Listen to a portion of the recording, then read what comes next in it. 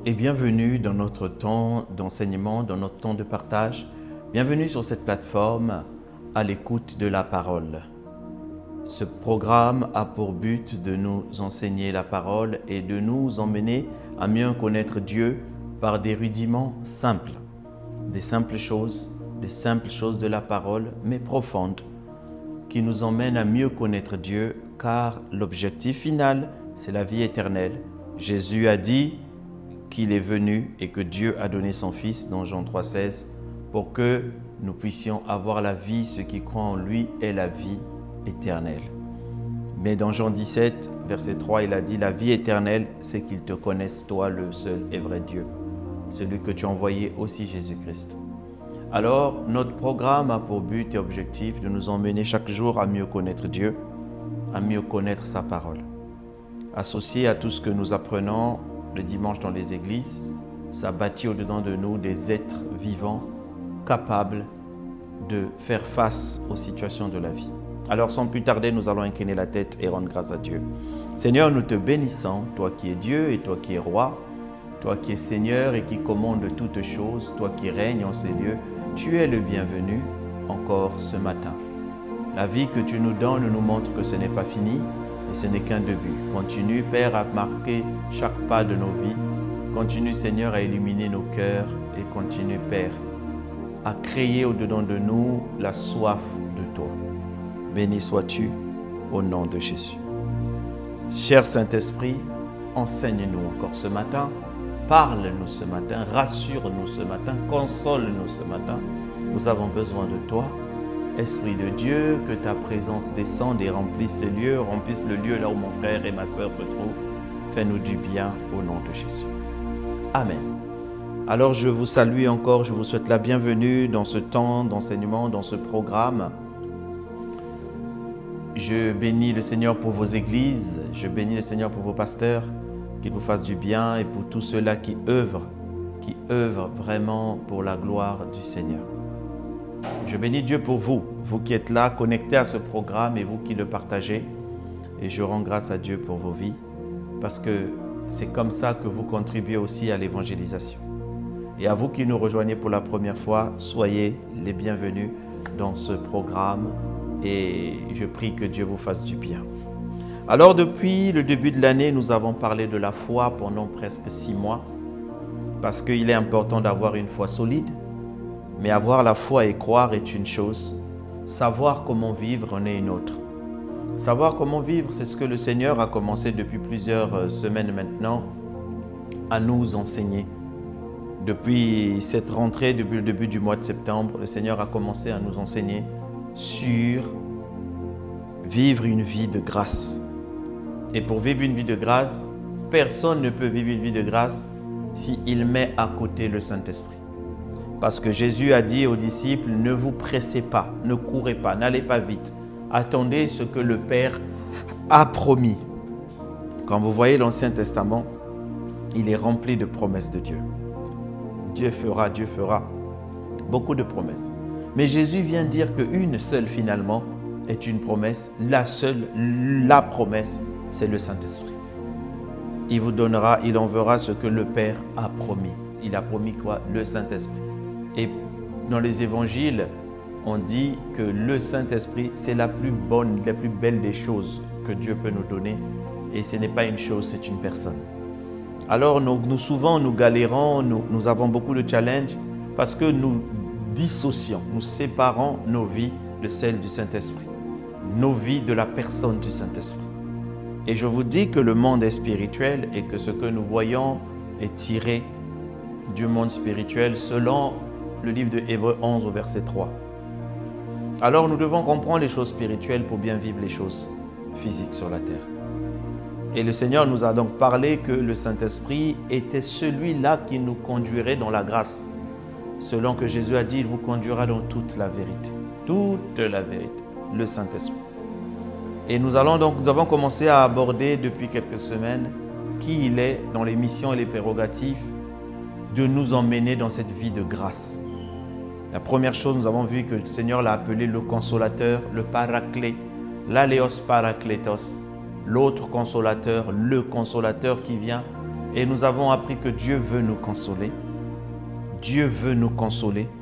Il veut nous faire du bien, il veut nous consoler. Parce que quand il arrive dans nos vies, souvent, il y a de la tristesse, il y a des douleurs et il veut nous consoler. La Bible dit, premièrement, le Seigneur dit que la lumière soit. Ça veut dire avant la lumière, il y a des ténèbres. Avant que l'Esprit vienne, la Bible déclare que la terre était informe et vide et l'Esprit de Dieu était là. Donc, souvent dans nos vies, il y a manque de consolation, il y a une forme, je dirais, d'informe. C'est une forme qui ne donne pas envie, c'est une forme détruite. Et le Seigneur vient par son esprit pour mettre une forme belle. Voilà pourquoi il vient nous consoler. Et nous a dit que le Seigneur nous consolera. Comme il a fait avec Joseph, Abraham, Moïse, David, Daniel, Néhémie, tous ceux qui sont passés, il nous consolera. Voilà pourquoi Jésus a dit, il s'appelle le consolateur. Et quand il vient consoler, il vient régler les problèmes que vous avez, mais une consolation pas ponctuelle. C'est une consolation continue, une consolation qui nous rassure que l'avenir encore sera meilleur. Voilà pourquoi quand tu accueilles le Saint-Esprit, il y a des consolations, des problèmes vont se régler dans ta vie sans que tu ne fasses d'efforts. Et il nous a parlé que le Seigneur a dit, il a associé la consolation à la connaissance. Nous devons donc apprendre à connaître le Saint-Esprit afin de le faire venir et de vivre pleinement tout ce qu'il nous dira. Amen.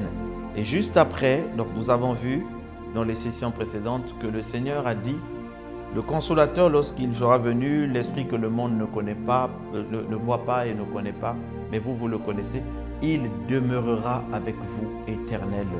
Dans le livre de Jean 14, la Bible dit, il demeurera avec vous éternellement.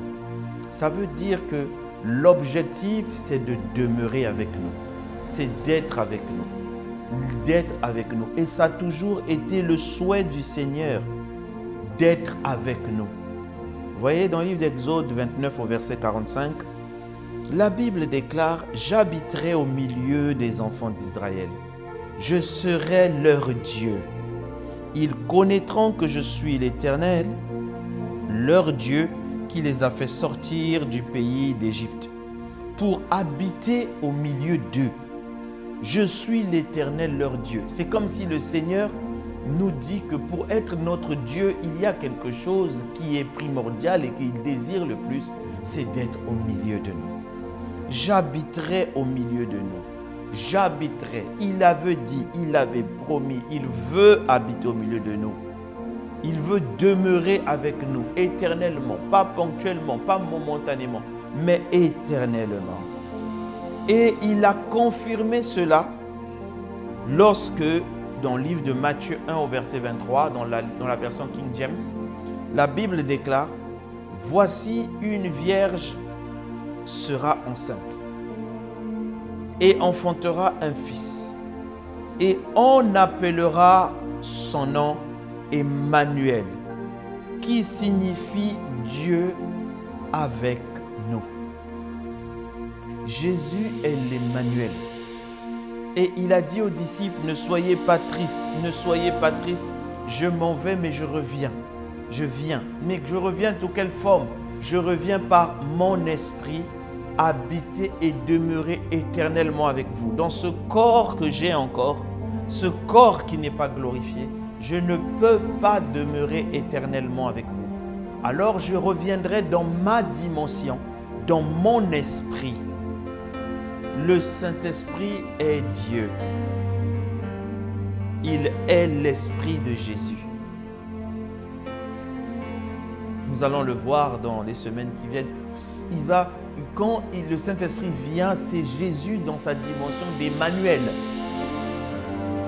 Emmanuel, qui est là, parmi nous, qui demeure avec nous éternellement. Le Saint-Esprit est Emmanuel. Il est Emmanuel. C'est la volonté de Dieu. Il a dit avec Jésus, il a dit au moment où Jésus commençait à partir, je vous enverrai le consolateur qui sera avec vous éternellement.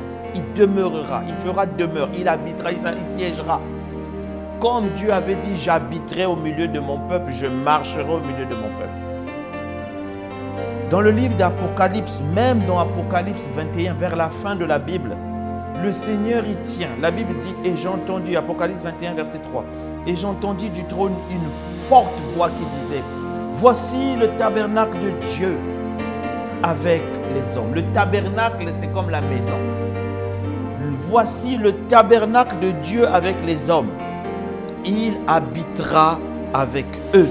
Et ils seront son peuple et Dieu lui-même sera avec eux. C'est le désir de Dieu d'être avec nous. C'est le désir, c'est nous-mêmes qui ne savons pas. C'est son désir. Dieu veut être avec nous.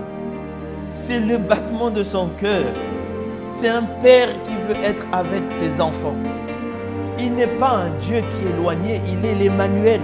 Dieu avec nous. Dieu avec nous. Dieu avec nous. Et il a dit, et ce n'est pas une option. 2 Corinthiens 6, verset 16. Quel rapport y a-t-il entre le temple de Dieu et les idoles, entre le tabernacle de Dieu et les idoles? Car nous sommes le temple du Dieu vivant.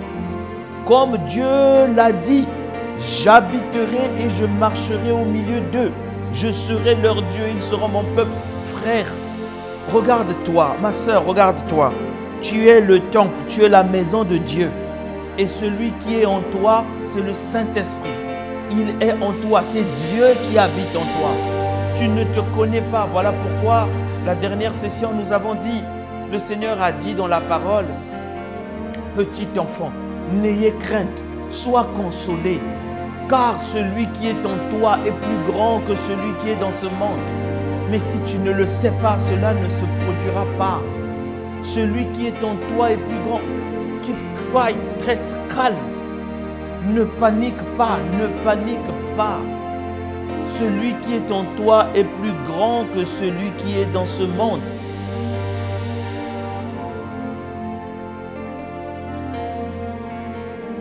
Il est ton Père, il est ton Père, il est ton Père. Dieu veut être avec nous. Dieu, je ne sais pas comment vous le dire. Dieu souhaite vivre avec toi constamment. Voilà pourquoi il insiste qu'il est primordial que nous puissions comprendre qu'il veut être avec nous, il veut demeurer, il veut venir habiter, il veut nous parler, il veut être à nos côtés, il veut nous consoler, il veut nous guider, il veut nous conduire, il ne veut pas faire ça de loin, il veut faire ça à côté. Et il explique tout ce qu'il a dit quand il est avec quelqu'un. Luc 12, verset 32. N'aie pas peur, petit troupeau, car il a plu au Père de te donner le royaume. Il te donne le royaume par sa personne. Le roi vient habiter au-dedans de toi. Comment? C'est son esprit. Le problème, c'est que nous croyons tellement que Dieu est différent de son esprit et que son esprit est différent de Jésus. Nous croyons tellement ça. Nous allons expliquer ça dans les sessions à venir. Nous pensons ça. Voilà pourquoi quand nous voyons le Saint-Esprit, on oublie qu'il est Dieu. Il est l'Esprit de Jésus. Je demeurerai et j'habiterai. Et le Seigneur nous rassure. Il veut te dire, quand Dieu est avec toi, frère, Dieu est avec toi. Il y a des situations difficiles que tu vas traverser. Tu vas juste entendre, je suis avec toi. Nos abris candés. Dieu te dit, il est avec toi.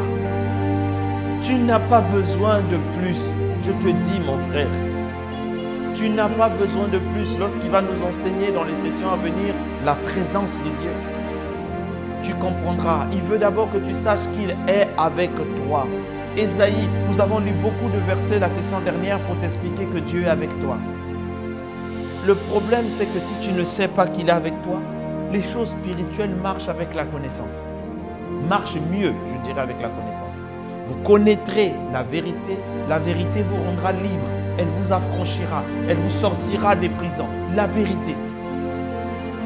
Dieu n'a pas peur ou n'a pas de douleur à cause du diable. Satan est vaincu. Mais il ne dit même pas que nous périssons à cause du diable. Le diable nous attaque, mais ces attaques sont nulles et sans effet. Mais nous périssons parce qu'il nous manque la connaissance. Il nous manque la connaissance. Mon peuple périt parce qu'il lui manque la connaissance. Si tu sais ce que Dieu veut dire quand il dit qu'il est avec toi, tu arrêteras de te plaindre. Tu arrêteras, tu seras consolé.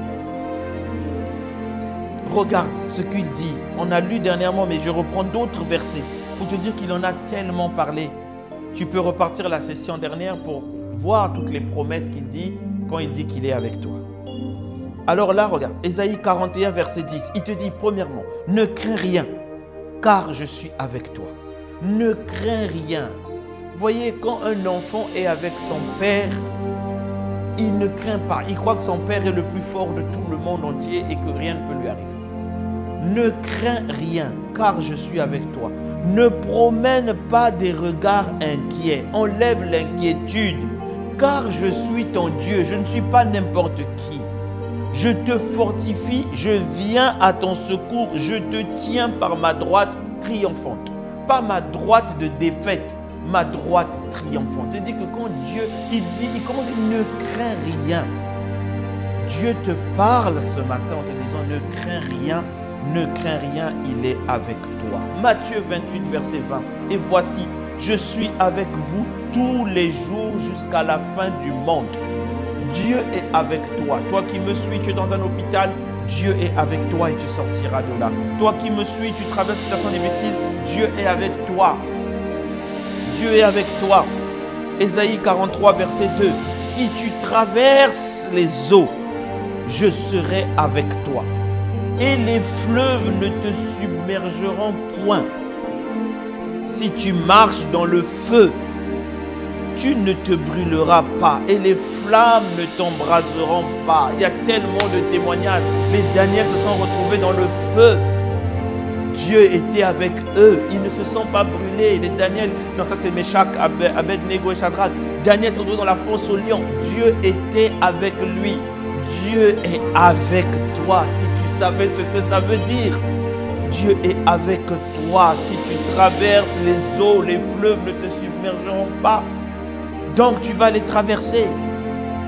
Si tu marches dans le feu, il ne te brûlera pas. C'est-à-dire que tu vas traverser le feu, mon frère. Pourquoi? Dieu est avec toi, ma soeur. Dieu est avec toi. Deutéronome 31, verset 6. Fortifiez-vous et ayez courage. Ne craignez point et ne soyez point effrayés devant eux. N'aie pas peur devant eux. Car l'Éternel, ton Dieu, marchera lui-même avec toi. Il marchera lui-même. Il ne te délaissera point. Il ne t'abandonnera point. Hébreux 13, verset 5. Car Dieu lui-même a dit. Dieu lui-même a dit. Je ne te délaisserai point, je ne t'abandonnerai point. Et la Bible dit qu'il n'est pas un homme pour mentir, ni un fils d'homme pour mentir. Dieu est avec toi, le Saint-Esprit est avec toi. Vous savez, David a connu beaucoup de combats, beaucoup de choses. Il dit dans la parole, David, dans Psaume 27, versets 2 à 5, que j'aime beaucoup. Il dit que des méchants s'avancent contre moi, voulant me nuire. Ce sont mes ennemis, mes oppresseurs, qui perdent le pied et tombent. Il dit, c'est pas moi, c'est eux qui vont tomber. Qu'une armée vienne m'assiéger. C'est-à-dire une armée m'entoure, comme ça a été le cas avec Élisée. Une armée m'entoure. Il dit, mon cœur restera sans crainte. Je n'aurai pas peur. Que l'on me déclare la guerre. Oh Zaria Nebresta Ikadesete. Je suis plein d'assurance. Il dit, j'ai présenté à l'Éternel un seul souhait, mais qui me tient vraiment à cœur. Je voudrais habiter dans sa maison, dans la maison de l'Éternel tous les jours de ma vie, afin d'admirer l'Éternel dans sa beauté. Donc, autrement dit, afin d'être dans la présence de Dieu, afin d'être seulement à côté de lui. Car il me cache sous sa tente dans les jours de malheur, au secret de son tabernacle. Il me tient abrité sur un rocher et il me met hors d'atteinte. Quel que soit ce que tu traverses, si Dieu est avec toi, David l'avait compris. Il dit, ils peuvent venir, c'est eux qui vont tomber. Une armée peut m'assiéger, c'est eux qui vont tomber. Alors comment un homme peut te faire peur? Comment un être humain peut te faire peur? Un être humain, même s'il vient très armé, il ne pourra pas avoir le nombre d'armes qu'une armée complète. Comment David a dit qu'une armée m'assiège? Nozari Abresso, il dit que c'est eux qui vont tomber.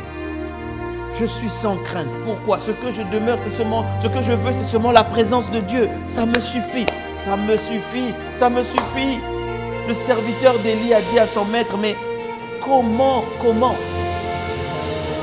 Tu ne vois pas l'armée qui nous assiège? Le serviteur, Élie a regardé son serviteur, il a dit, ceux qui sont avec nous sont plus nombreux que ceux qui sont avec eux. Oh Dieu! Ceux qui sont avec nous, c'est l'armée qui protège l'Éternel lui-même. Nozari Abra. C'est Dieu. Le Saint-Esprit dans de toi est Dieu. Donc l'armée de Dieu est déployée autour de toi. Il a dit que Seigneur, ouvre ses yeux qu'il voie ton armée. Ouvre les yeux qu'il voie qu'il n'est pas seul, que nous ne sommes pas seuls. Ouvre les yeux de mon frère et de ma soeur, qu'elle voit qui est, qui habite. Jean a écrit, petit enfant, n'aie crainte. Celui qui est en toi est plus grand que celui qui est dans ce monde.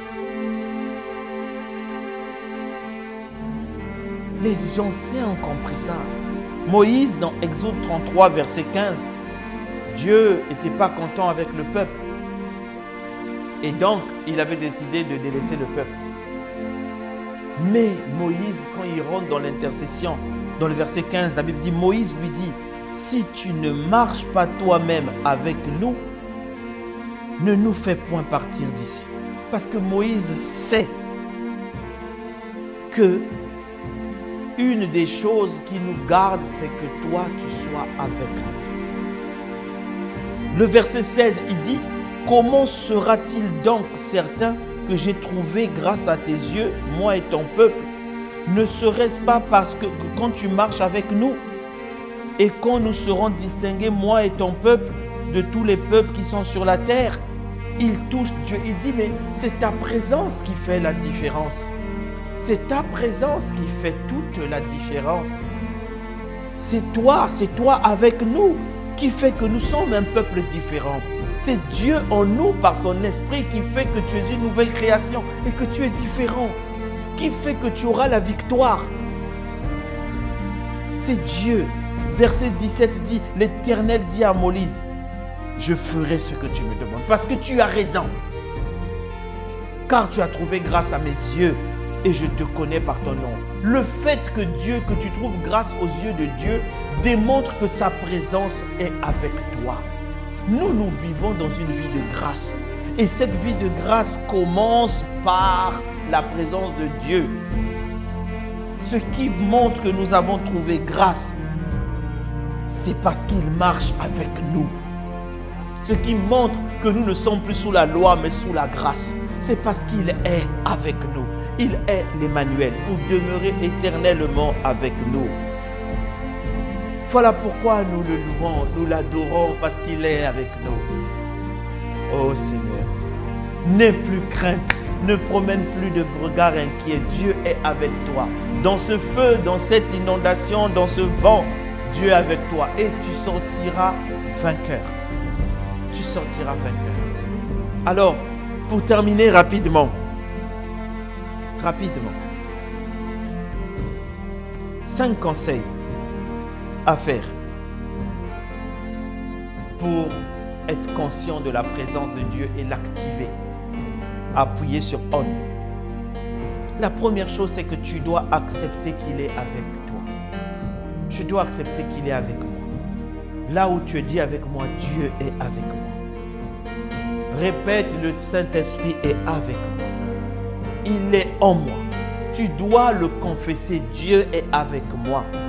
La deuxième chose, c'est que tu dois accueillir sa présence.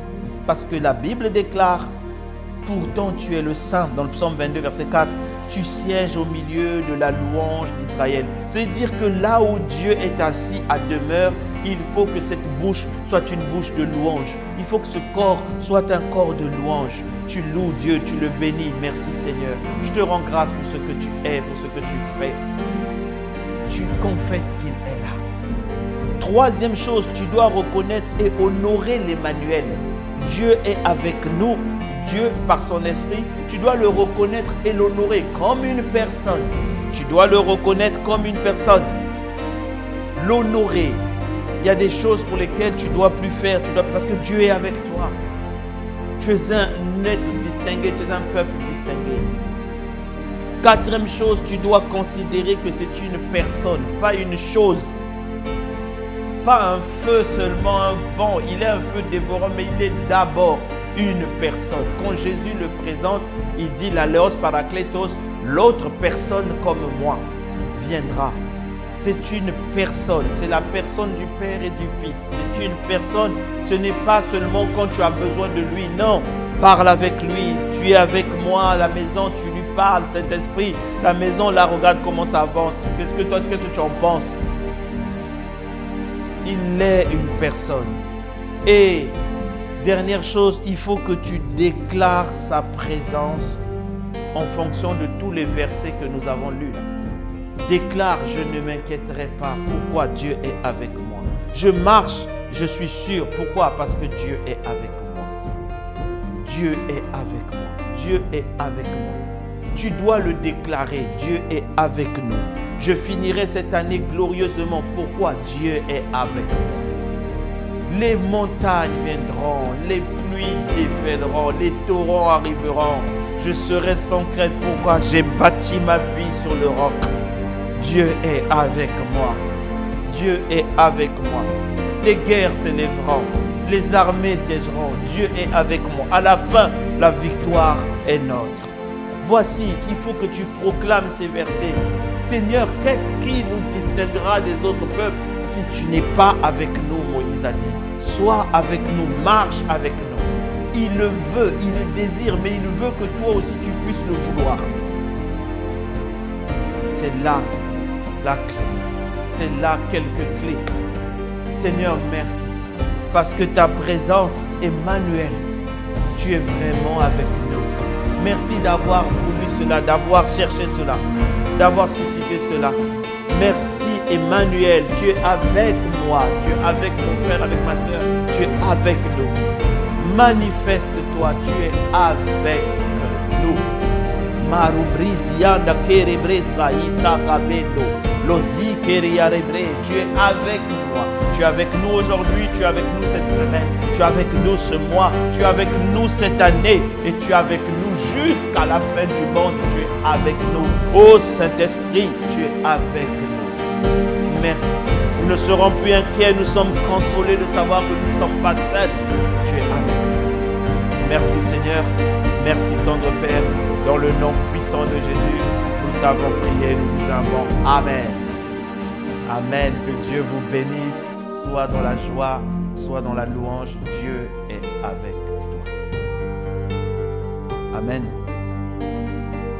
Que le Seigneur vous fasse du bien. Si vous n'avez pas encore donné votre vie à Jésus, restez avec nous, faites la prière du salut. Et à vous qui avez écouté, mettez en pratique. La Bible déclare, ne vous bornez pas à entendre la parole de Dieu, mettez-la en pratique. Mettez en pratique. Partagez le message à quelqu'un qui a besoin d'être consolé, rassuré, parce que Dieu est avec nous. Que Dieu vous bénisse. À la prochaine.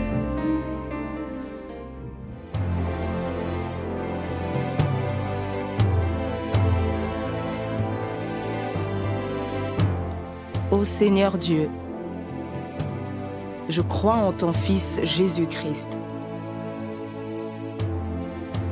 Je crois qu'il est mort pour moi et que Dieu l'a ressuscité d'entre les morts. je confesse de ma bouche que Jésus-Christ est le Seigneur de ma vie.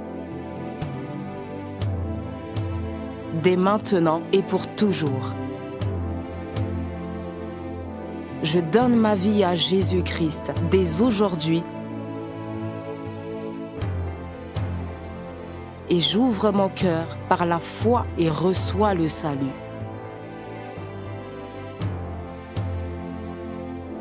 Je reçois maintenant la vie éternelle dans mon esprit. Merci Seigneur d'écouter ma prière. Mes péchés ont été lavés par le sang de Jésus.